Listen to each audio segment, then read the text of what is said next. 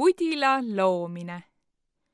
Viimased töölised pakkisid oma asjad kokku ja sõitsid minema. Suur buss täis inimesi veeres mööda tolmust teed linna poole, jättes maha tühja farmihoone. Peaaegu tühja farmihoone. Akna alla laotud kastide otsas seisid 3 väikest vutti, kes nokaotsad ülespoole suunatuna küünitasid sealt välja, salaja lahkujaid piiluma. Nüüd on nad läinud, ütles neist kõige pikem ja vist ka julgem. Esimesena jooksis ta õue ja vaatas, kuidas buss kurvi taha pööras ja lõpuks silmist kadus. Vurle, kas plots on tõesti puhas? Seda küsis ukse vahelt piiluv vutipoiss Vuta.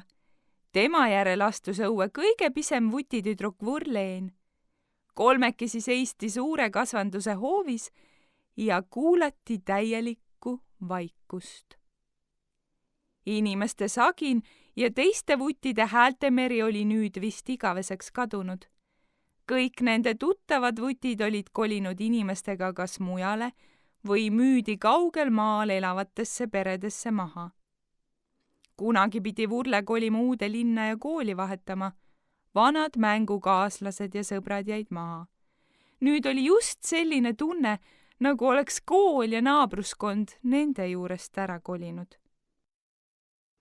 Elu farmis oli olnud vahel raske ning tihti töine, kuid neil polnud töö vastu midagi. Koos ehitati uutele vuttidele majakesi ja koos käidi lõunapausi pidamas. Hoolitseti vutitibude eest ning talvel aidati koos lund rookida. Mis me nüüd peale hakkame? Uuris Vuta arglikult. Kolmekesi tühjas farmis seista oli natukene kõhe. Kusagil kolksatas tuule käes lahti jäänud aiavärav. Kuskil eemal haukus koer. Omaette mõtlesid nad siiski, et enda ärapeitmine oli olnud hea idee. Kuna farm kinni pandi, käisid ringi jutud vuttide äramüümisest võõrastesse paikadesse, aga neile meeldis just seal, farmis, mida nad ise ehitada olid aidanud. Vurle seisis, käed puusas seljaga teiste poole ning oli ilmselgelt mõttesse vajunud. Ta mõtles tulevikule. Me jääme siia, kus sündisime.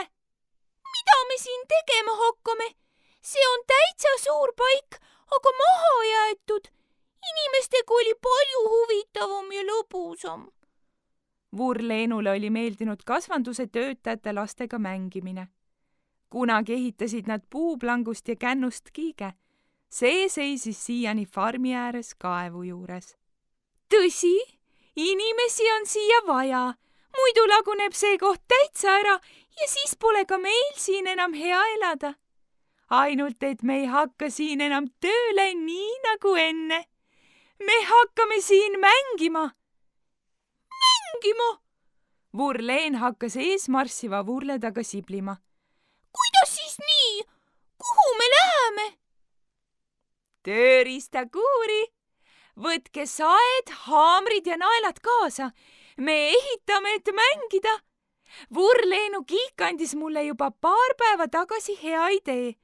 Ehitame selle paiga mitte töö tegemise kohaks, vaid suureks mängupargiks, kus lapsed käia saaks. Vanad majad ja kuurid lammutame maha ning teeme asemele liivakastid ja rallirajad. Toome siia hobuseid ja muid loomi. See kõik võib võtta mitu aastat, aga uskuge, see on seda väärt. Nii hakkasidki nad rõõmsalt tööle, kuigi asja juures oli imelik see, et see enam tööna ei tundunudki.